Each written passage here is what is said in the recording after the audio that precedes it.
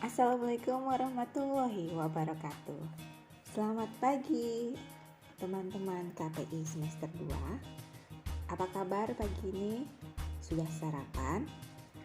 Mudah-mudahan sudah sarapan semua ya, supaya kuat menghadapi hari-hari yang banyak tugas.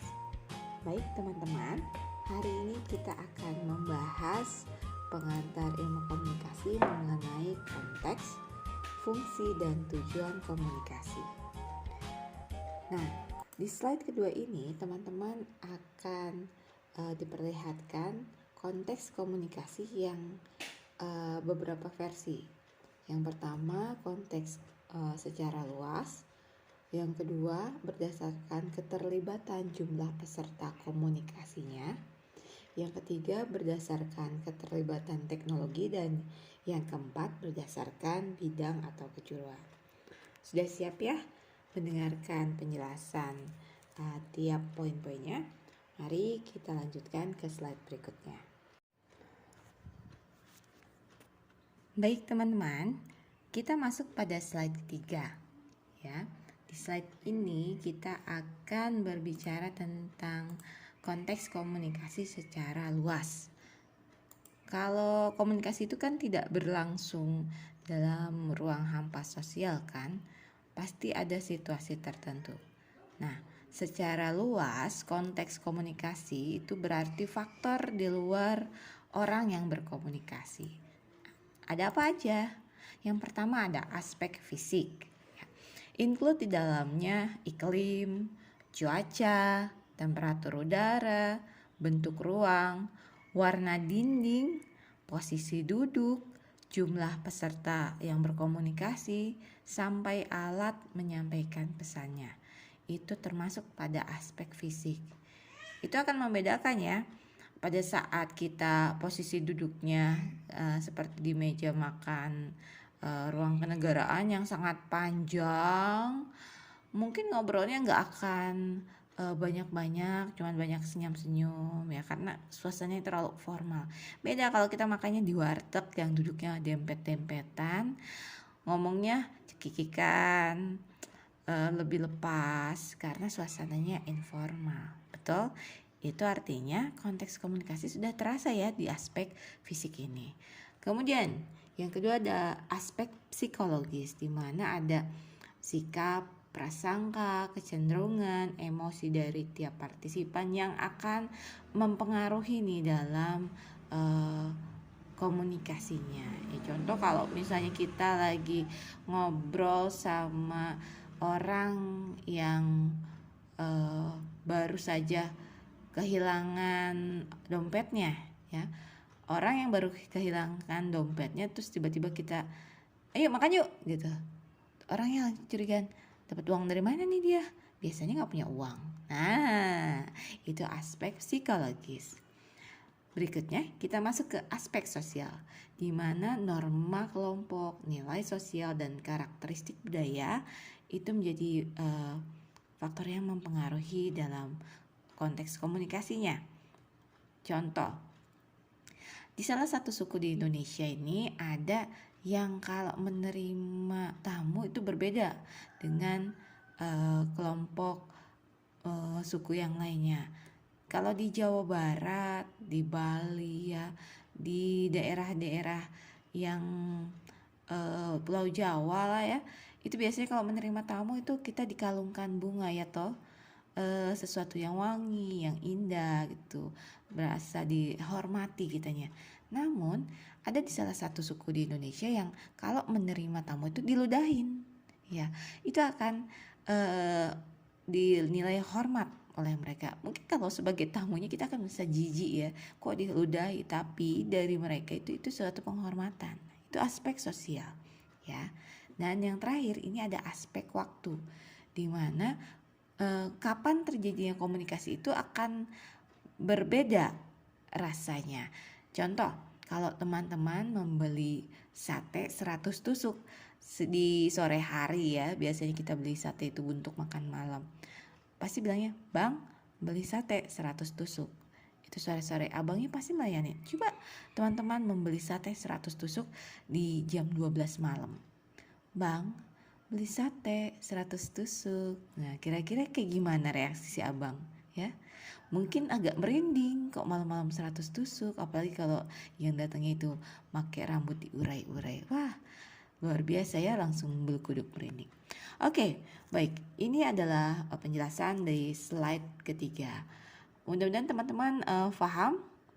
Kalau paham silahkan jawab di komen ya. Baik, kita masuk ke slide keempat. Banyak pakar komunikasi mengklasifikasikan komunikasi berdasarkan konteksnya. Indikator yang paling umum untuk mengklasifikasikan komunikasi berdasarkan konteksnya adalah jumlah peserta yang terlibat dalam komunikasi. Maka dikenallah komunikasi intrapribadi, komunikasi antar pribadi, komunikasi kelompok kecil, komunikasi publik, komunikasi organisasi, dan komunikasi massa. Sebagaimana teman-teman lihat dalam gambar ya, yang di slide keempat ini ada kategori konteks dengan pendekatan situasional untuk membedakan jenis komunikasi. Nah, gambar ini berdasarkan pengamatan Book di tahun 80-an ya. Jumlah komunikator otomatis akan mempengaruhi dimensi lain transaksi komunikasi. Di penggambaran di slide keempat ini terlihat statis ya, padahal komunikasi itu sendiri berjalannya dinamis. Nah, dapat terlihat bahwa komunikasi massa melibatkan banyak komunikator, berlangsung melalui sistem media dengan jarak fisik yang rendah, artinya jauh ya, sehingga memungkinkan penggunaan satu atau dua saluran indrawi. Saluran indrawi yang dimaksud adalah penglihatan dan pendengaran ya. Dan biasanya tidak memungkinkan umpan balik yang segera. Feedbacknya jadi nggak langsung. Nah, ini sebaliknya, komunikasi antar pribadi itu melibatkan sejumlah komunikator yang relatif kecil. Jumlahnya nggak banyak. Berlangsung dengan jarak fisik yang dekat, face to face, tatap muka, sehingga memungkinkan jumlah maksimum saluran indrawi dan memungkinkan umpan balik segera. Jadi nggak cuman kalau di komunikasi massa itu paling yang dipakai itu saluran indrawinya cuman mata dan telinga, tapi kalau di komunikasi antar pribadi ada juga perasa, indera perasa gitu ya. Kemudian mata, telinga, ya, kemudian bibir juga, mulut untuk bicara, itu langsung feedbacknya ya, oke? Iya, di sini penjelasan di slide keempat. Mudah-mudahan teman-teman mudah dipahami ya.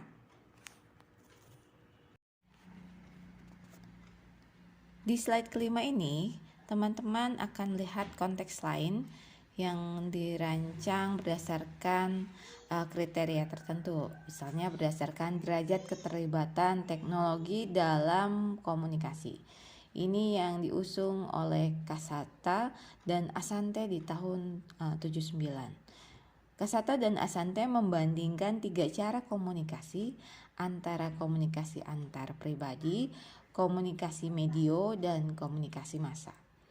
Yang dimaksud komunikasi medio atau medio itu merupakan komunikasi pertengahan antara komunikasi tatap muka dan komunikasi massa. Contohnya telepon, WhatsApp ya, di mana menggunakan teknologi dan berlangsung khusus, melibatkan peserta yang dapat diidentifikasi. Jadi peserta penerima pesannya relatif sedikit dan diketahui oleh komunikator. Selain itu pesannya juga nggak bersifat umum ya. Jadi itulah yang disebut komunikasi medio, bukan komunikasi massa, tapi juga in the middle-nya komunikasi antar pribadi. Oke, kita lanjut ya. Baik, kita masuk ke slide ke-6. Konteks komunikasi juga dapat diklasifikasikan berdasarkan bidang, kejuruan, atau disebut juga kekhususan ya, sehingga menjadikan pembagian komunikasi jadi komunikasi politik, komunikasi kesehatan, komunikasi pertanian, komunikasi bisnis, komunikasi instruksional, komunikasi pembangunan, komunikasi antar budaya, komunikasi internasional, bahkan sampai komunikasi antar galaksi. Nah, yang terakhir ini komunikasi antar galaksi mungkin sekarang belum terlalu in ya, cuman ya mungkin sekarang ini sedang banyak ilmuwan-ilmuwan yang mengembangkan. Oke. Berikutnya kita akan masuk ke slide ke-7, fungsi komunikasi ya. Fungsi komunikasi yang dimaksud berkaitan dengan kegunaan. Pada umumnya komunikasi menurut para ahli memiliki 4 fungsi, yaitu to inform, yang pertama yaitu to inform, untuk memberi dan menerima informasi. Hal ini digunakan oleh setiap orang ya dengan pengetahuannya. Yang kedua to educate, untuk memberi pendidikan. Biasanya ini dilakukan oleh guru dan muridnya untuk meningkatkan pengetahuan, atau oleh orang profesional atau orang yang memang tujuan untuk memberikan pengetahuan ya. Yang ketiga ada fungsi to persuade, untuk mempengaruhi. Hal ini bisa dilakukan oleh setiap orang atau lembaga yang mencari dukungan, dan ini lebih banyak digunakan oleh orang yang berbisnis dengan cara mempengaruhi melalui iklan yang dibuat. Dan yang terakhir, fungsi to entertain, untuk menghibur. Biasanya dilakukan oleh orang yang mempunyai profesi menghibur ya.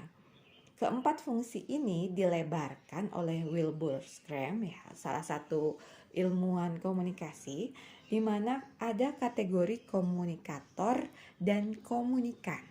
Sebagai contoh, fungsi to inform.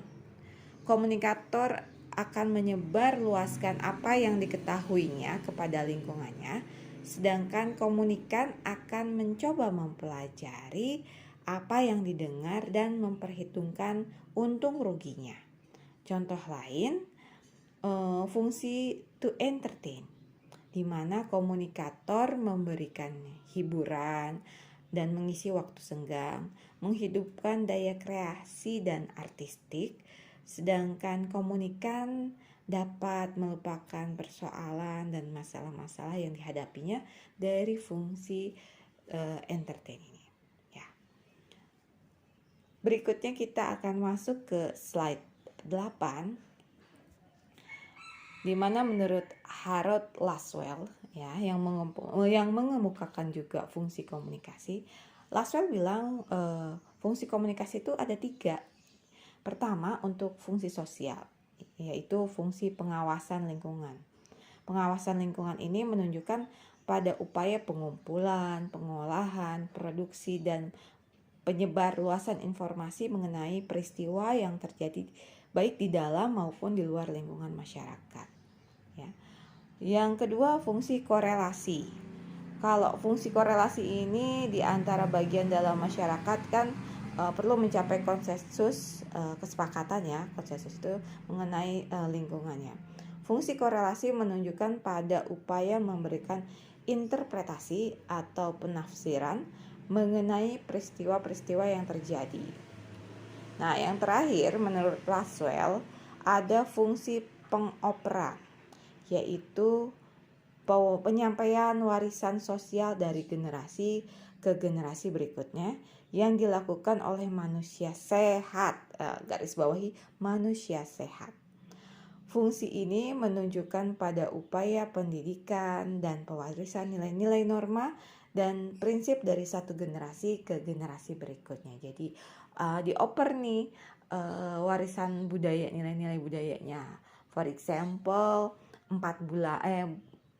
bulanan, yaitu masuk ke warisan budaya. Kemudian apalagi nincak ndog, yaitu warisan budaya yang turun-temurun. Oke. Sampai slide 8 ini teman-teman mudah dipahami ya.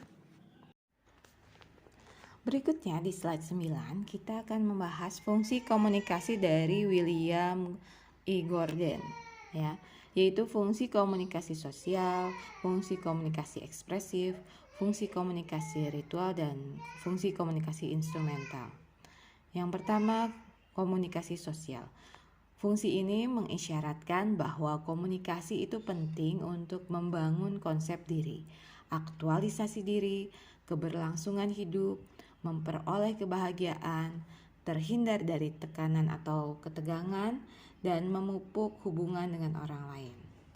Orang yang tidak pernah berkomunikasi dengan manusia bisa dipastikan akan tersesat karena dia tidak berkesempatan menata dirinya dalam suatu lingkungan organisasi. Tanpa melibatkan diri dalam komunikasi ya, seseorang tidak akan tahu gimana caranya makan, minum, berbicara dengan sesama manusia ya, dan memperlakukan manusia lain itu secara beradab ya. Karena cara-cara berperilaku seperti itu tuh dipelajari lewat pengasuhan keluarga dan pergaulan dengan orang lain. Oke. Yang kedua, komunikasi ekspresif. Komunikasi ekspresif bukan otomatis bertujuan mempengaruhi orang lain, tapi dilakukan sejauh mana komunikasi itu menjadi alat menyampaikan pesan, ya kemudian ya ada juga yang mempengaruhi orang lain ya. Menyampaikan perasaan kita itu kan bisa melalui komunikasi ekspresif. Nah, perasaan tersebut tuh dikomunikasikannya melalui pesan-pesan nonverbal. Oke. Kemudian yang ketiga ada komunikasi ritual. Di suatu komunitas biasanya sering dilakukan upacara-upacara yang berlainan sepanjang tahun, bahkan sepanjang hidupnya ya, mulai dari upacara kelahiran, sunatan, ulang tahun, perkawinan, dan yang lainnya. Dalam acara-acara itu, orang-orang akan mengucapkan kata-kata atau perilaku yang sifatnya simbolik. Nah, itu disebutnya komunikasi ritual ya. Mereka yang berpartisipasi dalam komunikasi ritual itu menegaskan bahwa mereka memiliki komitmen kepada tradisi keluarga, suku, bangsa, negara, ideologi, bahkan agama mereka ya. Jadi ada rasa senasib sepenanggungan dalam komunitas mereka, sehingga adanya komunikasi ritual. Dan yang terakhir ada komunikasi instrumental. Komunikasi instrumental memiliki beberapa tujuan umum seperti menginformasikan, mendidik, mendorong, mengubah sikap, keyakinan, dan perilaku, serta menggerakkan tindakan, juga menghibur. Bila diringkas, semua tujuan itu dapat disebut membujuk ya. Jadi komunikasi instrumental itu berfungsi memberitahukan dengan mengandung muatan persuasif, dalam arti kata menginginkan pendengarnya itu mempercayai informasi yang disampaikan oleh komunikator itu akurat atau layak diketahui ya. Nah, sebagai instrumen komunikasi tidak saja untuk digunakan menciptakan atau membangun hubungan, tapi juga bisa untuk menghancurkan hubungan itu sendiri ya. Sampai sini slide terakhir mengenai fungsi komunikasi. Baik, di slide terakhir ini kita akan bahas tentang tujuan komunikasi ya.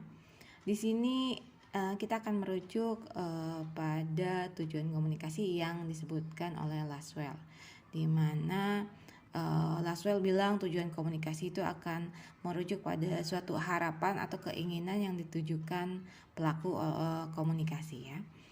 Kalau kata Laswell ada 4 macam tujuan komunikasi. Yang pertama ada untuk social change atau perubahan sosial. Jadi orang itu mengadakan komunikasi berharap untuk adanya perubahan sosial. Jadi setelah dia berkomunikasi itu kehidupannya akan lebih baik.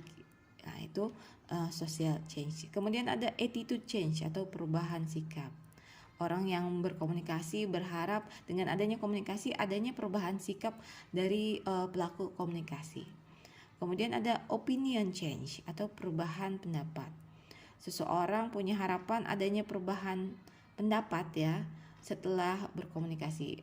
Contoh misalnya tentang vaksin, sekarang ini vaksin COVID, setelah dikomunikasikan mudah-mudahan orang yang tadinya tidak membuka mindsetnya jadi terbuka mindsetnya. Itulah salah satu tujuan opinion change ya, perubahan pendapat. Terakhir ada behavior change atau perubahan perilaku. Jadi dengan adanya komunikasi diharapkan seseorang memiliki perubahan perilaku, yang tadinya nggak mau divaksin jadi mau divaksin karena adanya komunikasi ya. Itu tujuan komunikasi dari Laswell.